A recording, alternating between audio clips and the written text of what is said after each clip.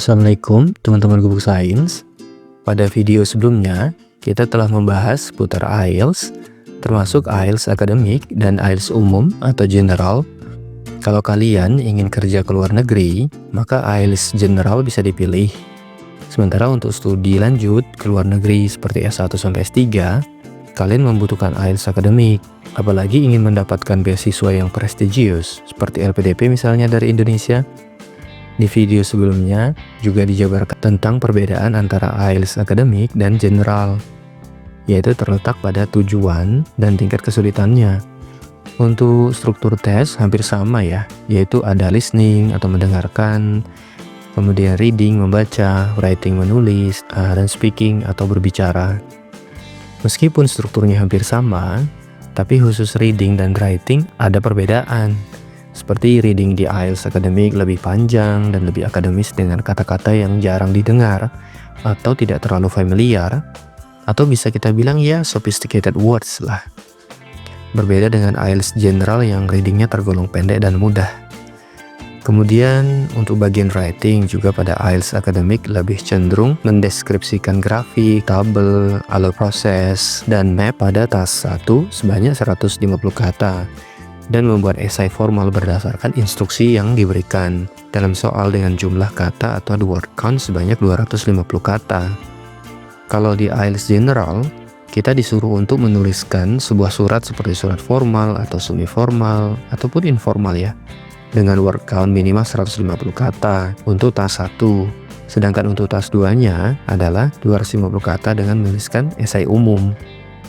Oh iya, satu lagi yang perlu diingat nih. Baik IELTS akademik ataupun IELTS general disediakan dua opsi untuk ujiannya, seperti ujian IELTS menggunakan kertas atau paper based atau menggunakan computer based. Nah, untuk perbedaan lebih jelasnya dapat dilihat di video sebelumnya ya. Jadi mulai sekarang harus kalian tentukan nih jika ingin ngambil IELTS nanti. Oke, pada video kali ini saya ingin membahas khusus tentang CFR. Apa kalian tahu tentang istilah CFR ini? Kalau ada yang tahu dan bisa jelasin lebih dalam, tulis di komentar ya. Nah, jadi CFR ini kira-kira apa sih hubungannya dengan IELTS?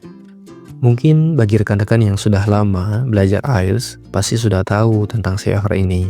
Tapi bagi yang belum, mungkin kita coba bahas sedikit ya. Jadi CFR itu adalah singkatan dari Common European Framework of Reference for Languages, yang merupakan kerangka acuan untuk menilai tingkat kemampuan berbahasa seseorang. Jadi, tiap orang yang mencapai level tertentu itu bisa diukur dengan CFR ini. Oke, supaya kita lebih paham, ini beberapa tingkatannya. Level A1 atau A1 adalah tingkat dasar. Misalnya mampu berkomunikasi secara sederhana seperti greeting atau salam, introduction atau perkenalan, dan simple questions atau pertanyaan sederhana.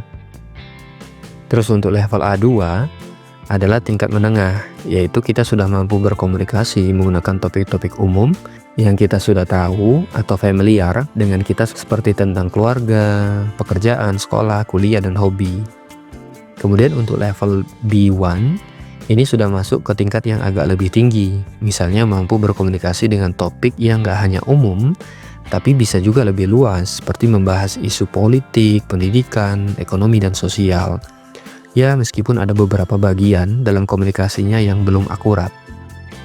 Lalu di atasnya ada level B2 atau B2 ya. Nah, ini tingkatnya lebih tinggi dari B1. Yaitu kita sudah bisa berkomunikasi dengan baik dan lancar mengenai topik yang agak lebih rumit seperti sains dan teknologi. Kata-kata yang digunakan dalam berbicara juga agak nggak umum atau lebih spesifik. Nah, kemudian untuk level C1 atau C1 ya, adalah tingkat yang sangat tinggi untuk seorang yang bukan penutur asli atau non-native speaker seperti kita. Level ini disebut level advanced. Topiknya pun sangat bervariasi ya, dan rumit. Karena di level ini kita sudah bisa berkomunikasi dengan lancar dan akurat, bahkan lebih santai dalam berbicara karena tidak ada beban saat ngomong. Kalau level terakhir, ini C2 atau C2 dan merupakan tingkat yang paling tinggi di CFR. Level ini bisa kita sebut proficient atau expert yang hampir menyerupai native speaker. Kalau udah di level ini, kita tinggal terbang aja keliling dunia dengan beasiswa manapun ya. Jangankan kita berada di level C2 ya, di level B2 pun sudah tinggi dan kita sudah bisa mendaftar banyak beasiswa dan kampus luar negeri ya. Memang ini juga disesuaikan dengan syarat dan kriteria yang dibutuhkan oleh mereka sebagai institusi pendidikan dan sponsor beasiswa.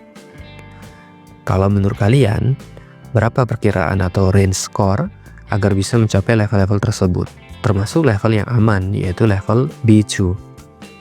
Oke, di sini saya coba tunjukkan kaitan antara skor IELTS dengan level CFR itu ya. Kalau saat ujian nanti, dan kita memperoleh nilai overall 2-4, berarti level kita masih dasar atau basic user. Dan memang butuh persiapan agak lebih lama agar terbiasa dalam bahasa Inggris ini. Terus kalau kalian mendapatkan nilai antara 4,5 sampai 5,5, ini sudah masuk ke level B1 atau intermediate ya. Di level ini belum aman-aman banget, karena kalau daftar kampus atau beasiswa masih terbatas. Oh iya, harus dipahami ya, yang level-level ini sebenarnya lebih ke IELTS akademik. Nah, supaya lebih aman, yaitu nilai 6 atau 6,5 IELTS-nya, karena beberapa kampus dan beasiswa sudah bisa menerimanya. Tapi memang yang paling aman sih overall 6,5 ya, biar nggak ada beban pikiran lagi untuk ngambil one skill retake di IELTS. Oh iya, untuk penjelasan one skill retake itu nanti di video lainnya ya. Bahkan kalau kalian mau lebih aman lagi adalah mencapai level C1 dan C2. Memang itu nggak mustahil untuk kita peroleh, tapi ya gitu, kita harus persiapan lama dan berjuang lebih keras lagi. Kalau sudah mencapai level itu, angkat topi lah dan salam hormat ya. Pastinya bahasa Inggris kita jadi lebih keren. Rekan-rekan saya yang pernah bilang kalau dari level basic ke independent user itu nggak terlalu sulit, apalagi ingin mencapai skor 6 atau 6,5. Tapi kalau sudah memasuki level C1 atau C2 yang overall skornya 7 ke atas, nah ini baru menantang. Dan tergantung strategi yang kita buat untuk mencapainya ya. Semoga kita bisa berhasil dan mendapatkan skor yang kita ingin. Jangan putus asa dan jangan menyerah. Mungkin sampai di sini dulu pembahasan kita di video kali ini ya. Bahasan tentang kaitan antara CFR dan IELTS. Semoga mendapatkan gambaran yang jelas dan bermanfaat tentang istilah kerangka acuan dalam IELTS ini. Terima kasih sudah menonton sampai akhir video ini. Next, kita akan bahas strategi-strategi yang diperlukan untuk persiapan IELTS-nya. Oke? Tetap semangat. Salam Gubuk Science.